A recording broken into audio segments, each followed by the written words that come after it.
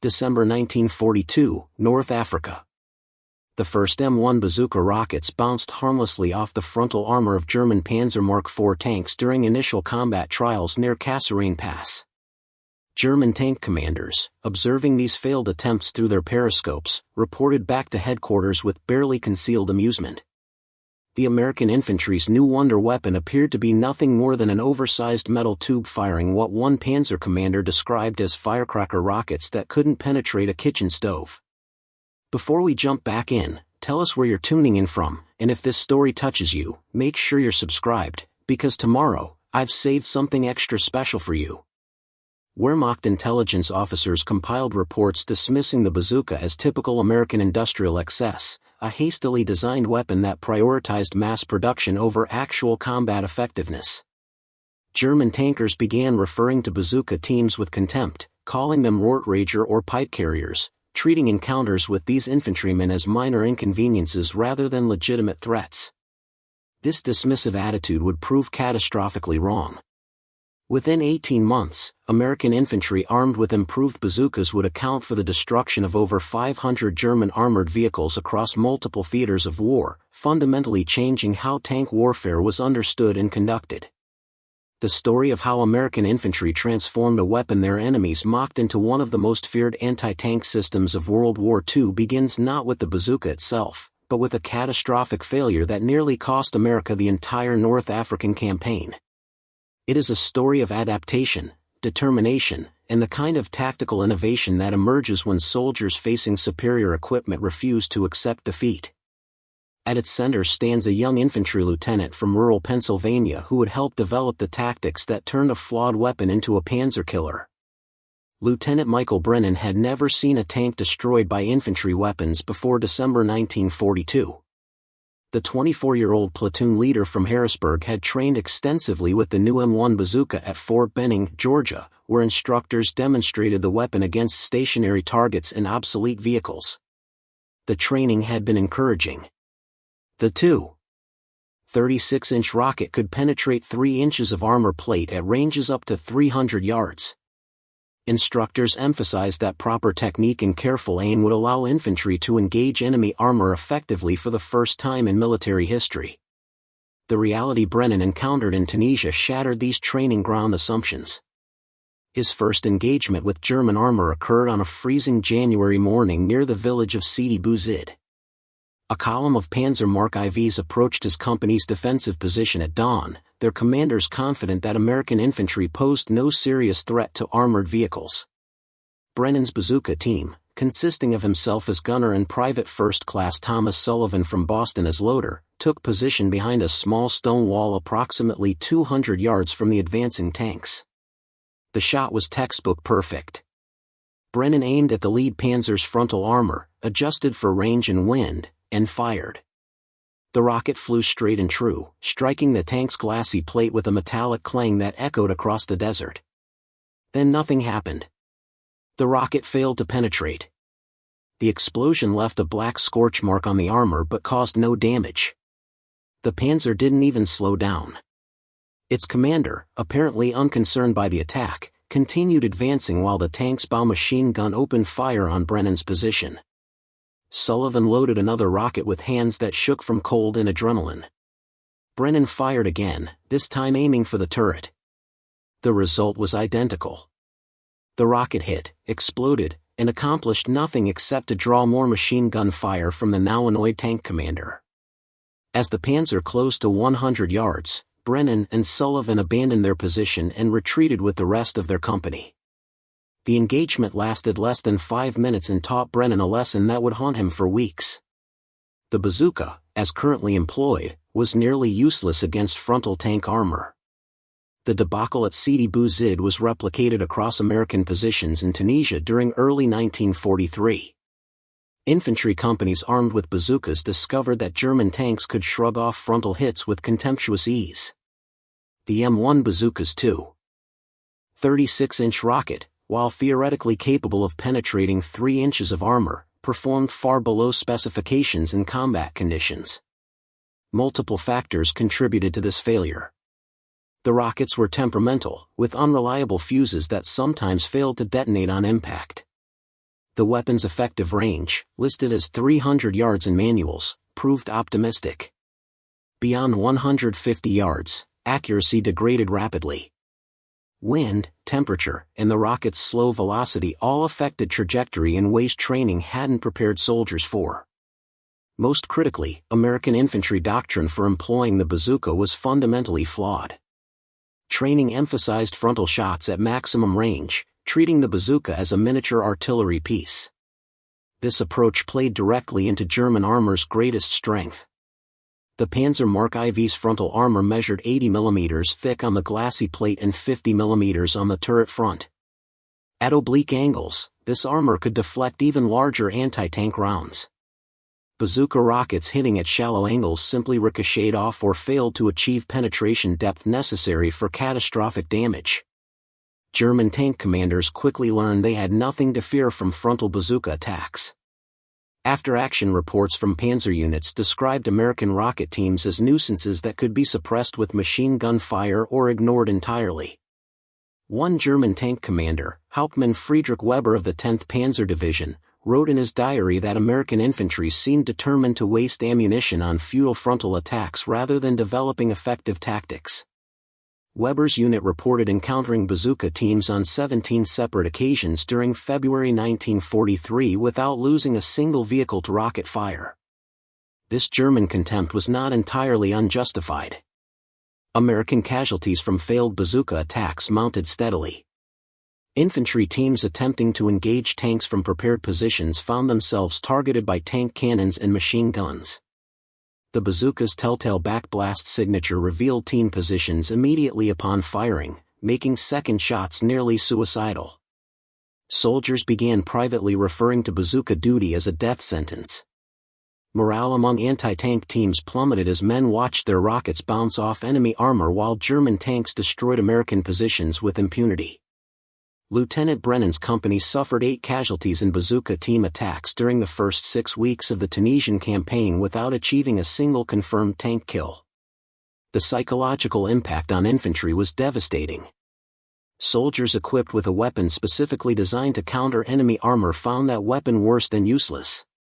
It was actively dangerous, drawing enemy fire without providing any meaningful capability to damage targets. The strategic implications were equally troubling. If American infantry could not effectively engage German armor, every tank battle would devolve into a contest between opposing armored formations with infantry relegated to spectator status. The crisis reached a breaking point in mid-February 1943 during the Battle of Kasserine Pass. German armored forces under General Erwin Rommel attacked American positions with coordinated panzer and infantry assaults that exposed every weakness in American defensive doctrine. Bazooka teams attempting to defend against this onslaught were systematically destroyed by tank fire. American forces retreated in disorder, suffering over 6,000 casualties and losing hundreds of vehicles. The defeat shocked American military leadership and prompted urgent reevaluation of every aspect of American combat doctrine, including employment of the bazooka. In the aftermath of Kasserine, General George Patton assumed command of American forces in North Africa and immediately demanded explanations for the bazooka's failure. Ordnance officers conducted tests that revealed some of the weapon's technical shortcomings. The M1 Bazooka's rocket motor burned inconsistently, causing accuracy problems. The contact fuse was overly sensitive, sometimes detonating on twigs or debris before reaching the target, but also paradoxically failing to detonate on hard impacts. The warhead-shaped charge, while theoretically capable of defeating armor through explosive penetration, required precise perpendicular hits to achieve maximum effect. These technical problems required engineering solutions that would take months to implement. But Lieutenant Brennan and other junior officers at the tactical level began experimenting with doctrinal changes that could be implemented immediately. The fundamental insight was deceptively simple. If frontal attacks failed because German armor was strongest there, infantry needed to attack from different angles. Tanks, despite their formidable frontal protection, were vulnerable from the sides and rear where armor was thinner and where engine compartments and ammunition storage were located.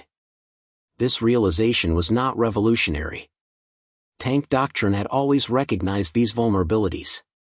but American infantry training had emphasized defensive engagement from prepared positions, which naturally led to frontal encounters as tanks advanced toward defensive lines. Preparing and narrating this story took us a lot of time, so if you are enjoying it, subscribe to our channel, it means a lot to us. Now back to the story. What Brennan and others began developing was an entirely different tactical approach that required infantry to maneuver aggressively to achieve favorable firing positions rather than waiting for tanks to approach prepared positions. The new tactics emphasized several key principles. First, bazooka teams should never fire from obvious positions like road junctions or building windows where tanks expected anti-tank weapons. Instead, teams should position themselves off to the sides of expected tank routes, ideally in locations offering concealment and cover. Second, teams should hold fire until tanks pass their positions, then engage from side or rear angles where armor was thinnest. Third, after firing, teams must immediately relocate before return fire arrived.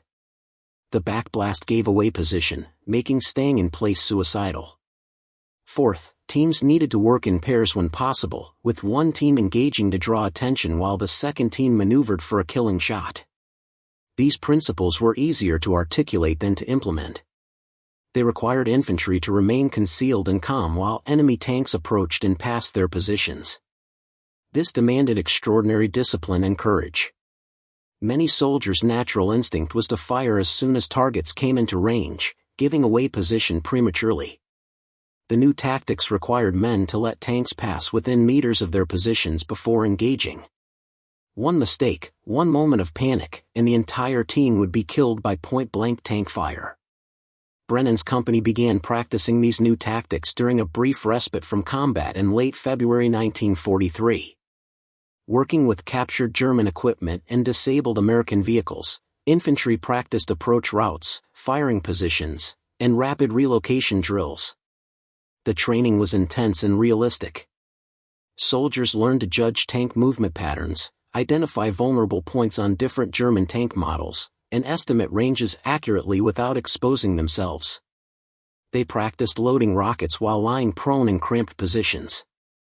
They rehearsed communication signals that didn't require radio or verbal commands that might be overheard. The first opportunity to test these new tactics came in early March during a German probe near the town of Elgetter.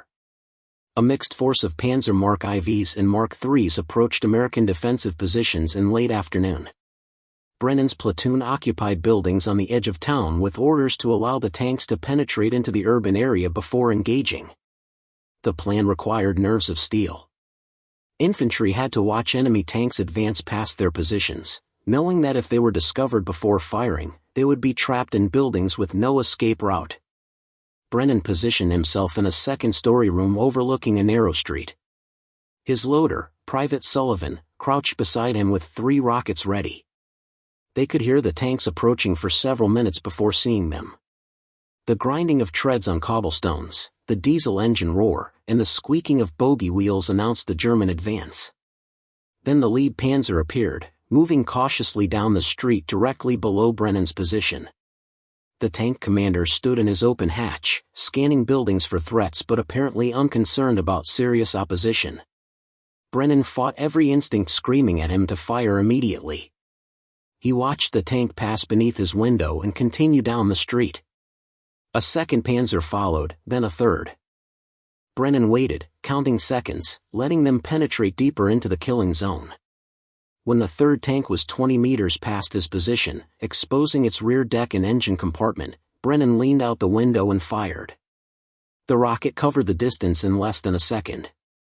It struck the Panzer's rear deck at a steep downward angle, penetrating the thin top armor and detonating inside the engine compartment. The explosion was catastrophic. Burning fuel ignited immediately, sending flames shooting from every hatch and vision port. The tank lurched to a stop as its engine died. Crew members began bailing out, some with uniforms on fire. Sullivan was already loading the second rocket as Brennan swung the bazooka toward the second Panzer. The German tankers reacted with professional speed. The second Panzer's turret traversed toward Brennan's building, the long 75mm gun seeking targets in the windows. But the tank commander made a fatal error. Instead of backing up to escape the ambush, he tried to engage threats in place, keeping his vulnerable side armor exposed.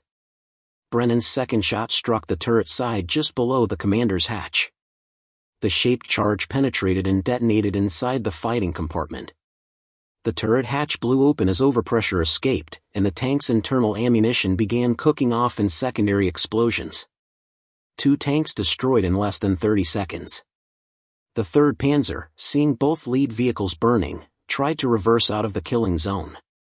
But other bazooka teams from Brennan's platoon had positioned themselves along the street.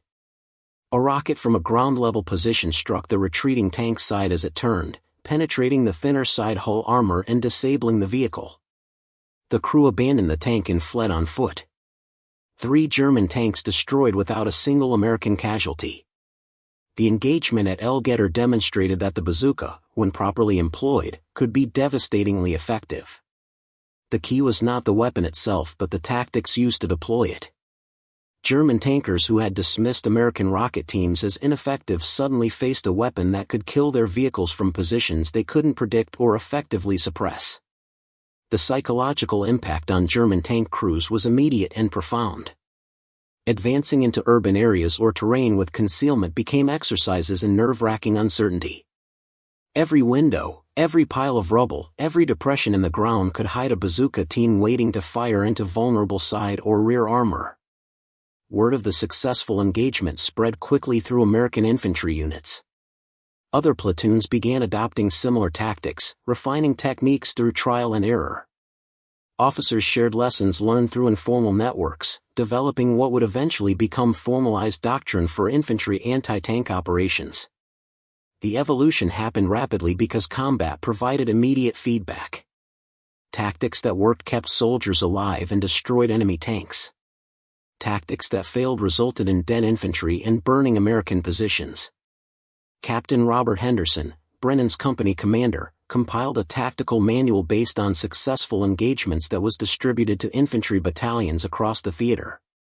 The document, officially titled Provisional Guidelines for Infantry Anti-Tank Operations, became known among soldiers as the Panzer Killer's Handbook.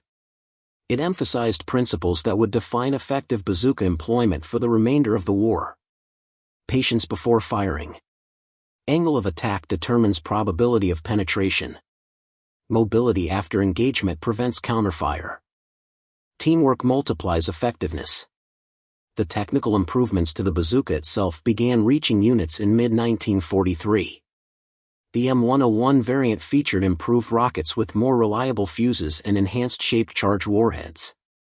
The M9 Bazooka, introduced in early 1944, offered better weather protection and durability while maintaining the same basic operating principles. But these technical enhancements, while important, were secondary to the tactical evolution that transformed how infantry employed the weapon. Even the improved models would have been ineffective if soldiers continued using failed frontal attack doctrines. By summer 1943, American infantry units in North Africa had destroyed dozens of German tanks using refined bazooka tactics. German after-action reports began noting American infantry as legitimate threats to armored operations. Tank commanders who had previously ignored bazooka teams now treated them with cautious respect. German tactical doctrine evolved to counter the American threat, emphasizing combined arms operations where infantry supported tanks to suppress American rocket teams before they could achieve firing positions. This German adaptation forced American infantry to further refine their tactics.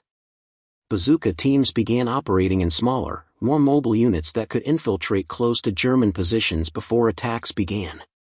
They used terrain more aggressively, taking advantage of every fold in the ground, every cluster of vegetation, every structural ruin to approach undetected. They developed elaborate deception plans, with some teams creating false positions to draw German fire while actual firing teams maneuvered into attack positions. The tactical competition between German armor and American infantry became a deadly chess match where each side constantly adapted to counter the other's innovations. Lieutenant Brennan received a Bronze Star for his actions at El Getter and was promoted to captain in April 1943.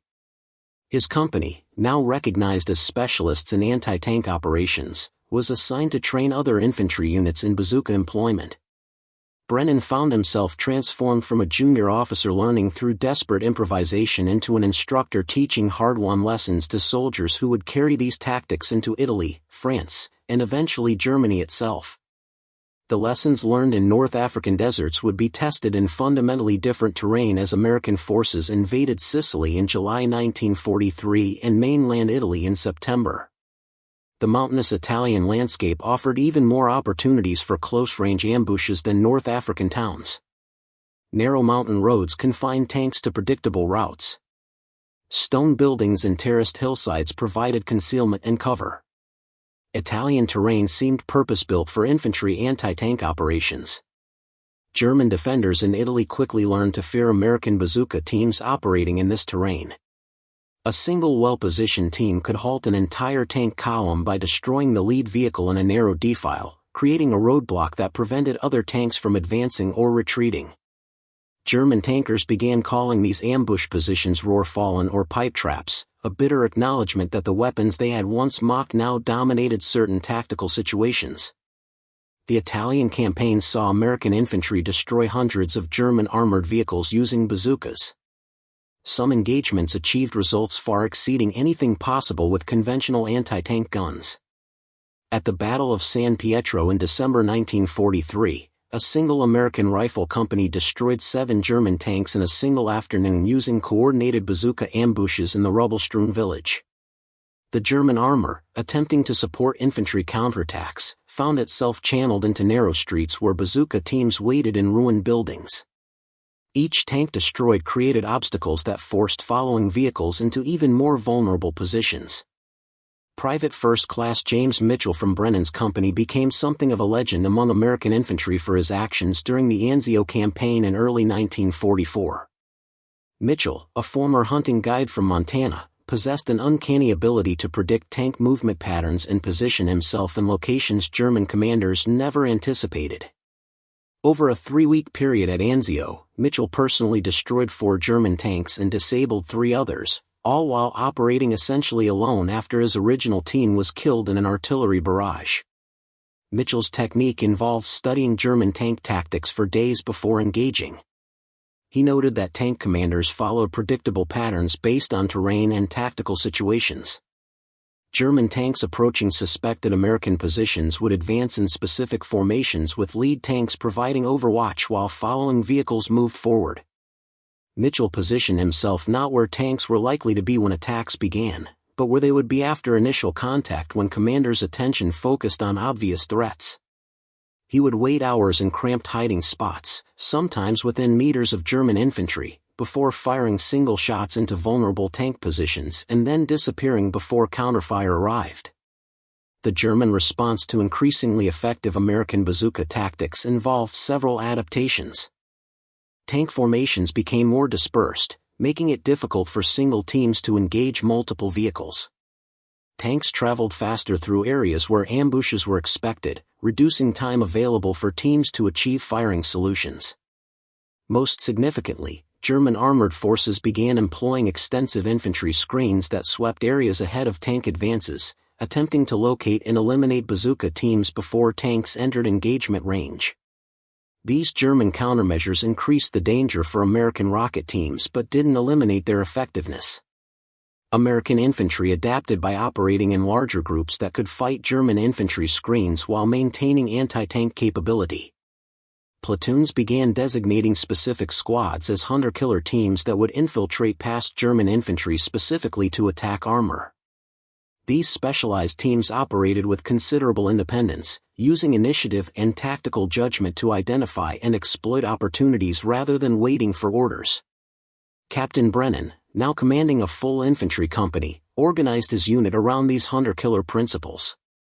Each of his platoons contained at least 2 dedicated bazooka teams trained to operate independently for extended periods. These teams practiced infiltration techniques, camouflage, and fieldcraft to a degree uncommon in regular infantry. They studied German tank identification, learning to distinguish between different models at long range and to identify specific vulnerable points on each type.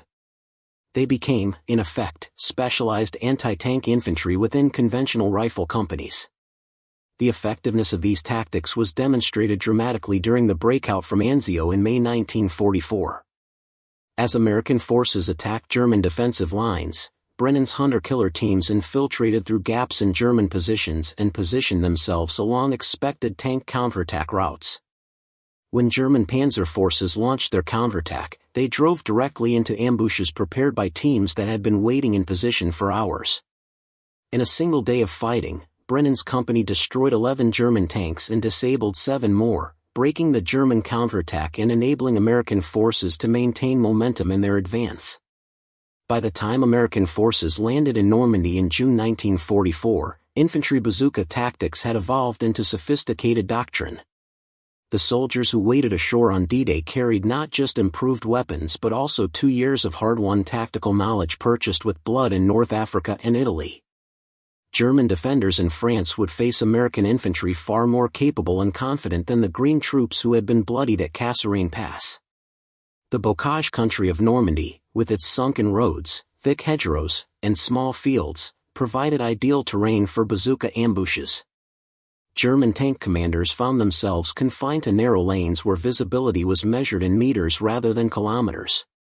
American infantry, learning the terrain quickly, positioned bazooka teams at choke points where tanks had limited maneuverability. The hedgerow warfare that characterized the Normandy campaign favored defenders with short-range weapons over attackers in armored vehicles. Technical improvements to the bazooka continued throughout 1944. The M901 variant introduced in autumn featured better sights, improved electrical firing systems, and enhanced waterproofing. But more significant than technical refinements was the accumulated tactical expertise residing in thousands of American infantrymen who had learned through experience how to kill tanks with rockets. These soldiers, many of them veterans of Mediterranean campaigns, formed the core of units advancing across France. Their knowledge spread through combat units as veterans shared techniques with replacements. The German military found itself facing an opponent that had solved the infantry anti-tank problem through a combination of adequate weaponry and superior tactics. German tactical doctrine had assumed infantry armed with portable weapons posed minimal threat to armor operating in open terrain. This assumption had been valid against Soviet infantry in the early war years and remains somewhat valid against British forces. But American infantry, through systematic tactical development, had created capabilities that German doctrine didn't account for and German forces struggled to counter. Statistical analysis of tank losses during the Normandy campaign reveals the extent of American infantry's effectiveness. Of approximately 500 German armored vehicles destroyed by American ground forces between June and August 1944, nearly 40% were credited to bazooka strikes. This percentage far exceeded what would be expected from a weapon once dismissed as ineffective. The bazooka, employed by skilled infantry using refined tactics, had become one of the most effective anti-tank weapons in the American arsenal, surpassing towed anti-tank guns in terms of total vehicles destroyed. The reasons for this effectiveness were complex but centered on tactical flexibility. Towed anti-tank guns, while more powerful than bazookas, were static once placed and visible to enemy forces. Tanks could identify gun positions and engage them with supporting fire or maneuver to avoid their fields of fire. Bazooka teams, by contrast, were mobile, concealable, and capable of engaging from positions that seemed impossible for anti-tank weapons. A single infantryman with a bazooka could position himself in locations where towing a gun would be impossible, then engage and relocate before counterfire arrived. German tankers who had laughed at bazookas in 1942 had stopped laughing by 1944. Interviews with German prisoners of war conducted by American intelligence officers revealed that tank crews feared American infantry more than they feared American armor. German tankers described the psychological strain of advancing through terrain where any depression, any building, any cluster of vegetation might hide infantry with rockets. One captured Panzer commander stated that his crew would rather fight American Sherman tanks in open terrain than advance through villages defended by American infantry with bazookas. This psychological dimension of bazooka effectiveness extended beyond immediate tactical impact. German armor became more cautious, advancing more slowly and requiring more infantry support before committing to attacks. This caution reduced German operational tempo and created opportunities for American forces to seize initiative.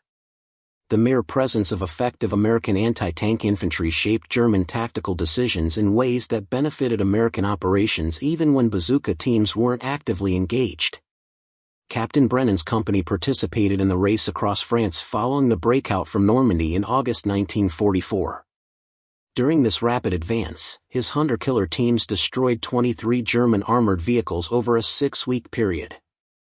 Most of these engagements involved small German rearguard forces attempting to delay American advance. Brennan's teams would infiltrate ahead of the main American column, locate German positions, and attack tanks from ambush positions that German crews never anticipated. These attacks were brief, violent, and one-sided. Teams would fire, destroy their targets, and vanish before German forces could react. The tactical principles that had evolved since El Ghetto remained consistent even as the strategic situation changed dramatically. Patience before firing. Angle of attack. Mobility after engagement. Teamwork. These principles, learned through painful experience and refined through constant application, had transformed American infantry from victims of German armor into hunters capable of stalking and destroying tanks in almost any terrain. By September 1944, when American forces reached the German frontier, the total count of German armored vehicles destroyed by American infantry using bazookas exceeded 500 confirmed kills across all theaters. This number represented more than just statistics. Each destroyed tank represented German industrial capacity that could not be easily replaced. Each dead or captured crew reduced Germany's dwindling pool of trained tankers. Each engagement that ended with burning German armor reinforced to German military leadership that their armored forces no longer enjoyed the tactical dominance they had possessed earlier in the war. The transformation was remarkable when viewed against the backdrop of early war disasters. American infantry that had fled from German tanks at Kasserine Pass now hunted those same tanks with confidence and skill. Weapons that German tankers had mocked as ineffective were now among their most feared threats. The evolution hadn't required revolutionary technology or dramatic breakthroughs. It required soldiers willing to learn from failure, adapt tactics based on experience, and maintain courage in the face of overwhelming enemy firepower. Lieutenant Michael Brennan, who had watched his first bazooka rounds bounce harmlessly off German armor in the deserts of Tunisia, was now Major Brennan commanding a battalion whose anti-tank capabilities were respected throughout the European theater. The young officer who had improvised new tactics out of desperation had become a teacher whose students would carry those tactics into Germany itself. The final accounting of bazooka effectiveness against German armor revealed numbers that would have seemed impossible to those who witnessed the early failures. Between March 1943 and May 1945, American infantry armed with bazookas destroyed over 500 German tanks and assault guns across European and Mediterranean theaters. This figure excluded vehicles damaged or abandoned, counting only confirmed catastrophic kills where vehicles were completely destroyed or captured with crews killed or captured. The human cost behind these statistics told a different story. Bazooka teams suffered casualty rates approaching 40% in units that saw sustained combat. Operating at close range against armored vehicles remained extraordinarily dangerous despite tactical improvements. German tanks killed or wounded hundreds of American infantrymen who attempted attacks that failed due to bad luck, poor positioning, or simple miscalculation. The weapon had become effective, but never safe. Major Brennan survived the war and returned to Pennsylvania in July 1945. He carried with him memories of destroyed tanks and dead friends, of rockets that struck true and those that missed by inches, of German crews burning in vehicles he had killed. He never spoke publicly about his role in developing tactics that transformed how infantry fought armor. The recognition he received, a silver star added to his Bronze Star, seemed inadequate compensation for what the war had taken from him and the men he commanded. The broader impact of American infantry anti-tank tactics extended far beyond World War II battlefields. Post-war military establishments worldwide studied how American soldiers had overcome initial failures to create effective doctrine through field experimentation and adaptation. The Soviet Union, observing American success, expanded production of their own infantry anti-tank weapons and emphasized similar close-range ambush tactics. NATO doctrine for defending against Soviet armor relied heavily on principles American infantry had pioneered against German panzers. The bazooka itself evolved into more powerful systems. The 3.5-inch Super Bazooka introduced during the Korean War offered greatly improved penetration. Wire-guided missiles eventually replaced rocket launchers entirely, but the fundamental tactical principles remained unchanged. Infantry armed with portable weapons could destroy armored vehicles if positioned correctly and employed with skill and courage. German military analysis after the war acknowledged that dismissing the bazooka as ineffective had been a costly mistake. Early reports describing American rocket teams as nuisances had prevented German forces from developing effective countermeasures until American infantry tactics had already matured. By the time German doctrine adapted to the threat, American infantry had gained experience and confidence that made them formidable opponents in any terrain. The contrast between German contempt in 1942 and German respect by 1944 illustrated a fundamental truth about military innovation. Weapons themselves matter less than how soldiers employ them. The bazooka that bounced off tanks at Kasserine Pass was essentially the same weapon that destroyed hundreds of panzers across France. What changed was not technology but tactics, not equipment but expertise, not the tool but the skill of those wielding it. Private James Mitchell, the Montana hunting guide who became a legend among American infantry, was killed by German artillery in the Hürtgen Forest in November 1944. He was 22 years old and had personally destroyed 8 German armored vehicles. His body was recovered by his platoon and buried in a military cemetery in Belgium. No German tanker ever learned the name of the American who had hunted them so effectively, and Mitchell never knew that German intelligence had specifically warned panzer commanders about lone American rocket teams operating with unusual skill in his sector. The 500 destroyed German tanks represented more than tactical victories. Each burning panzer symbolized the transformation of American infantry from defeated soldiers fleeing at Kasserine to confident warriors who hunted enemy armor across Europe.